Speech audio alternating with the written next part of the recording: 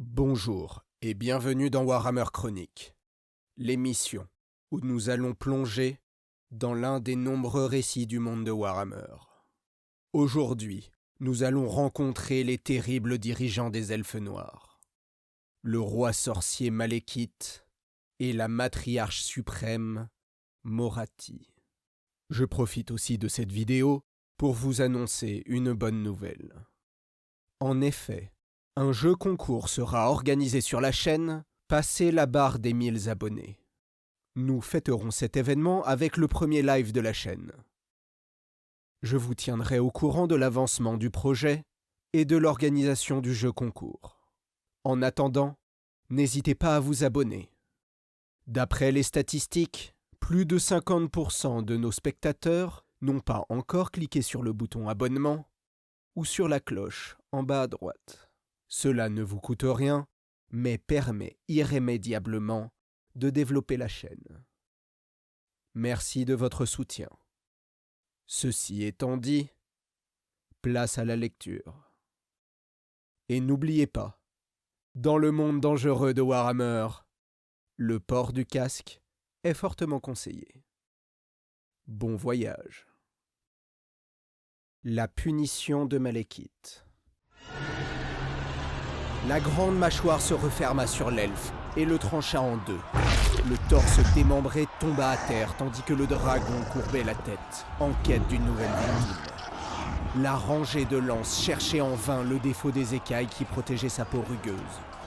D'un puissant revers de son épée, le roi sorcier Malekith décapita 3 de ses assaillants. Les corps sans vie touchèrent le sol et leurs camarades hésitèrent. Les braves hauts elfes savaient que se battre contre cet adversaire redoutable était pure folie. Le dragon poussa un rugissement assourdissant qui mit en fuite les lanciers. Et lorsqu'ils se tournèrent pour s'échapper, le grand monstre prit une profonde inspiration pour remplir sa massive cage thoracique. Dans un nouveau beuglement, il libéra un épais nuage de gaz qui enveloppa les troupes. Quelques secondes plus tard, tous les soldats étaient à genoux, tentant désespérément de respirer. Leurs poumons avaient été brûlés par l'haleine corrosive du dragon, et tous allaient mourir étouffés dans d'atroces souffrances. Malekith donna des étriers pour ordonner à sa monture de prendre son envol. La bête étendit ses larges ailes et projeta une ombre immense sur la terre souillée de sang. Quelques battements la firent quitter le sol, et avec une agilité insoupçonnable chez une créature de cette taille, elle s'éleva au-dessus du carnage. De sa position élevée, le roi des Elfes Noirs voyait que la bataille se déroulait bien. La charge des chevaliers sur les reptiles sans froid avait enfoncé le flanc gauche des lignes des hauts elfes. Après avoir anéanti une solide formation de lanciers, les bêtes sauvages avaient fondu sur les rangs des archers à une vitesse remarquable. Ces soldats avaient été victorieux, et ils les voyaient maintenant rassembler les hauts elfes captifs. L'antique palais en ruine dans l'Ek était à nouveau sien, prêt à être reconstruit et fortifié. Et de là, ses armées pourraient à nouveau frapper au cœur même d'Ultuan. Il lança un ordre au dragon qui couvrit en quelques instants la distance le séparant du château. La créature atterrit sur l'escalier de marbre fissuré qui menait autrefois à la salle du trône. C'était dans ce palais que Malekith et sa mère Morathi avaient tenu leur cour. Parti de cette terre, son père n'avait-il pas sauvé ces mêmes elfes qui le couvraient maintenant d'injures? Lui seul et son père avaient compris la nécessité de la guerre. Malekith sauta à bas de sa selle et monta les marches jusqu'à la porte de la salle du trône. Même si le toit s'était effondré depuis longtemps, il trouva les portes de la salle fermées. Ces fous pensaient-ils vraiment pouvoir lui refuser l'accès à sa propre salle du trône? Un simple mot s'échappa dans un murmure de la bouche de Malekith, et les portes s'ouvrirent à la volée.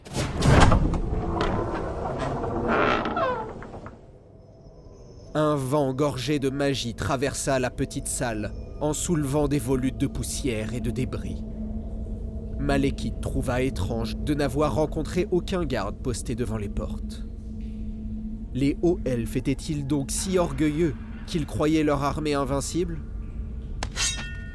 Plus un pas, ville d'Oroki. Ces terres ne sont pas les tiennes. La provocation avait été prononcée d'une voix posée, ne trahissant pas la moindre signe de peur envers le roi des elfes noirs. Qui donc ose prétendre me priver de ce qui me revint de droit? Un guerrier solitaire sortit de derrière l'estrade de pierre où se tenait autrefois le trône. Sa tête arborait le aume d'ivresse, orné de plumes, et le roi sorcier ressentit un puissant champ de magie émanant de l'épée de son adversaire. Malekith savait dès lors qui se tenait devant lui.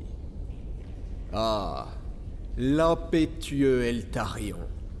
Ta vanité a-t-elle donc tant grandi que tu penses pouvoir me défier? Viens donc rencontrer ta mort. Lorsque Malekith eut lancé son défi, Eltarion leva son épée prête à se jeter sur lui. Malekith était certain de pouvoir défaire son jeune adversaire, mais il ne donnerait pas à Eltarion la satisfaction d'un combat honorable. Il pointa son gantelet vers le héros haut elfe et n'eut qu'à prononcer un mot. En un instant, le guerrier sentit les ténèbres l'entourer, et incapable de respirer, il porta une main à sa gorge. Son corps tout entier n'était plus que douleur, comme s'il s'était transmuté en métal en fusion. Des larmes de sang s'écoulaient de ses yeux, et son supplice le fit tomber à genoux. Son croc d'acier glissa d'entre ses doigts et tomba sur le sol. Pauvre insensé, si tu avais mené tes hommes sur le champ de bataille au lieu de te terrer dans ce palais, tu aurais peut-être eu une chance de me vaincre. Sache ceci avant de périr. Personne ne marche sur mes terres sans ma permission, et ceux qui osent le faire trouvent la mort. Le roi avança jusqu'à Eltarion. Le corps frêle de l'elfe noir emprisonné dans son armure masquait une force prodigieuse. Il saisit son adversaire par le col et le traîna jusqu'aux portes ouvertes. Plus d'une centaine de hauts elfes agenouillés étaient alignés, les mains liées derrière le dos et le cou mis à nu. Derrière chacun d'entre eux se tenait l'un des exécuteurs d'élite de Malekith, brandissant leurs terribles lames, prêtes à frapper. Quelle joie que le protecteur d'ivresse soit le premier à reconnaître ma légitime prétention au trône d'Ultuan. Si tu te montres loyal, j'épargnerai la vie de tes soldats. Après tout, ce ne sont que des fous égarés, et je veillerai à ce qu'ils apprennent à reconnaître leurs erreurs. Le fait de savoir qu'il tenait la vie de ses guerriers entre ses mains décupla la douleur d'Eltarion. S'il faisait taire sa fierté, il pourrait peut-être sauver ces elfes qui avaient combattu si vaillamment sur les rivages de Nagaroth. Mais jamais il ne s'inclinerait devant Malekith, et ses compagnons n'auraient pas voulu qu'il en fût ainsi. Puisant dans ses dernières forces, il releva la tête, une expression de défi sur le visage.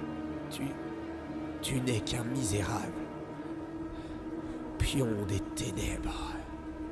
Une fois que les mots eurent franchi ses lèvres, il sombra dans l'inconscience, et son corps s'affaissa dans la poigne de Malekith. Le roi sorcier, pris d'une rage noire, souleva le corps du noble héros et le tint au-dessus de sa tête, avant de le jeter du haut des marches. Que mes tortionnaires veillent à ce que son esprit soit brisé, et à ce que son corps ne vaille guère mieux qu'une carcasse vide. Bien. Quelles informations souhaitez-vous que nous tirions de cette pitoyable caricature d'elfe, monseigneur?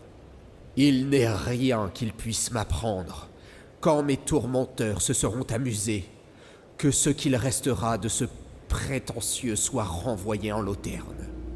Il servira d'avertissement à ceux qui oseront se tenir entre moi et ceux qui m'appartiennent de droit. Le regard glacial de Malekith n'exprimait rien d'autre que le mépris. Et que devons-nous faire des prisonniers? Malekith se retourna. Un sourire passa sur ses lèvres lorsqu'il s'assit sur la pierre froide.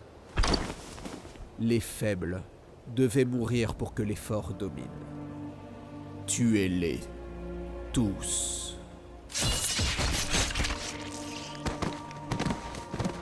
Son ordre reçut en écho le bruit des têtes séparées des torses qui tombaient au sol.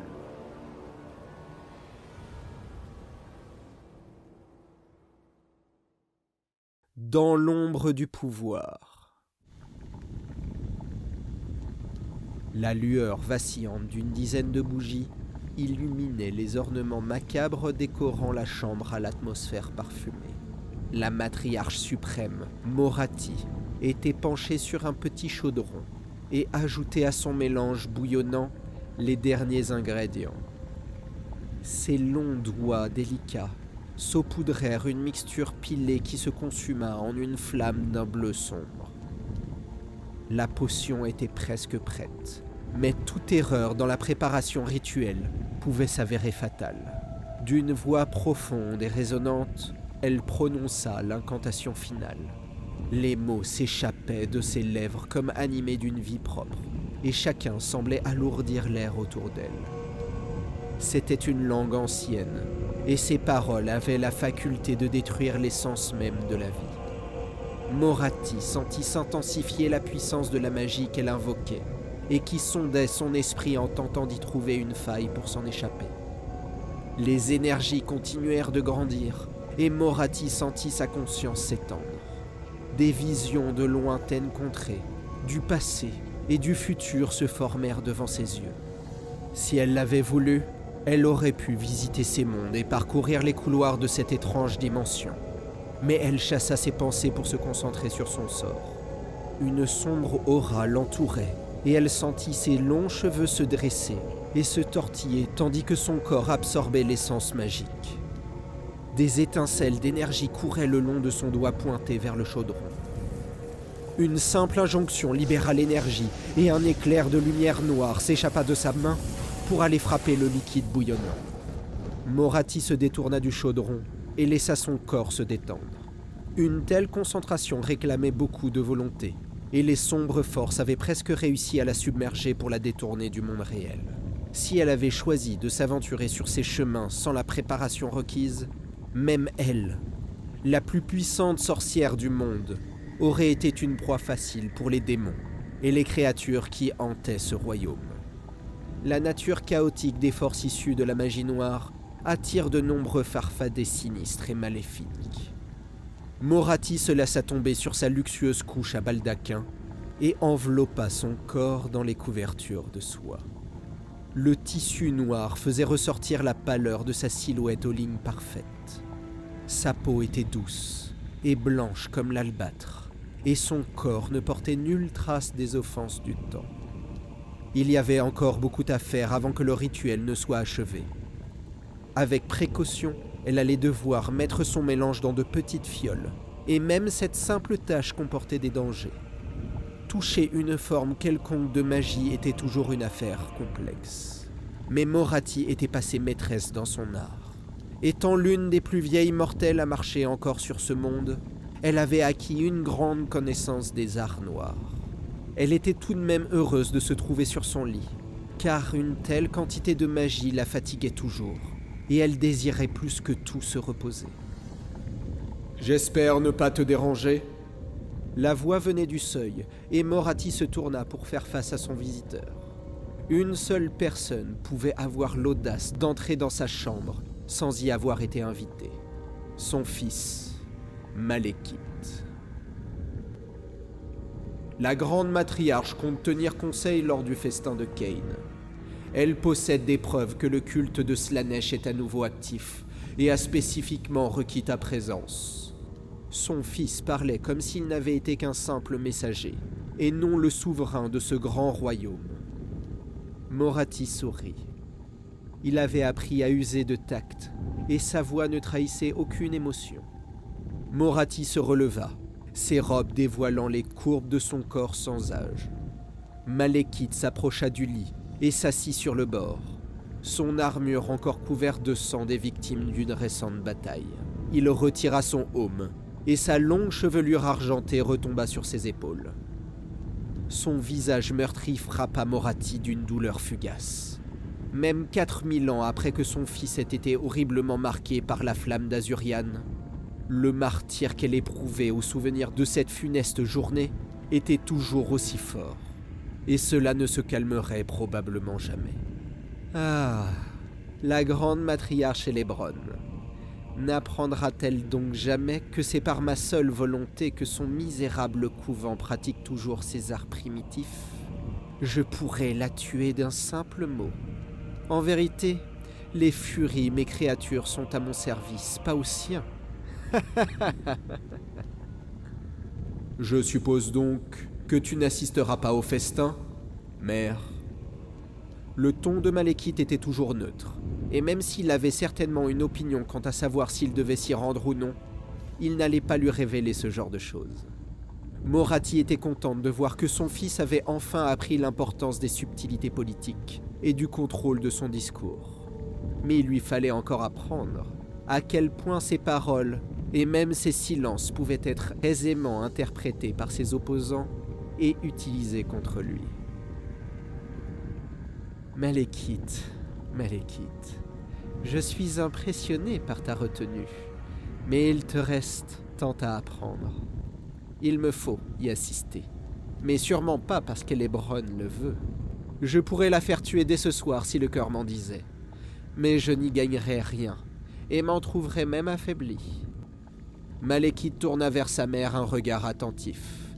Même s'il lui en voulait de toujours lui remémorer ses faiblesses, elle avait raison, et il pouvait tirer beaucoup de sa sagesse. Lorsqu'elle ne lui serait plus d'aucune utilité, il punirait sa mère pour son attitude condescendante. Mais jusqu'à ce jour, il serait plus qu'heureux d'apprendre de sa bouche et de profiter de sa connaissance. Morathi leva la main pour caresser tendrement le visage de son fils et continua. L'emprise qu'Elebron a sur moi n'est que l'un des nombreux mensonges qui régissent son existence. Une des forces de notre culture, mon fils, réside dans le fait que la vérité n'y est pas une vertu cardinale. Toutes les nobles maisonnées ont pour fondation un mensonge, mais elles pensent avoir mérité le pouvoir et le droit d'en user. Notre pouvoir est la seule véritable force de ce royaume. Tout le reste n'est qu'illusion de grandeur. La seule vérité derrière tout ceci, Malekith chérie, c'est que leur pouvoir n'est qu'un don que nous leur faisons. Morathi caressa les cheveux de son fils. Elle savait l'effet relaxant que cela lui procurait. Et nous pouvons reprendre ce don lorsque bon nous semble. Malekith sourit alors. J'irai au festin pour perpétuer le mensonge, mon fils. Elebron pense diriger les temples et croit fermement que grâce à sa dévotion, le culte du dieu Cain est l'unique religion de notre peuple. Mais elle sous-estime aussi l'enracinement et l'emprise des adorateurs du dieu des plaisirs, du prince du chaos, Slaanesh.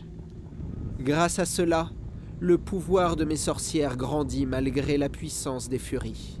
Les mensonges ont la faculté de modeler l'histoire, mon fils, car celle-ci n'est écrite que par les mensonges des vainqueurs. Morathi s'étendit sur la couche et fit signe à Malekith de la rejoindre. Viens, mon fils, tu dois être fatigué après cette bataille. Allonge-toi près de moi et viens me la raconter.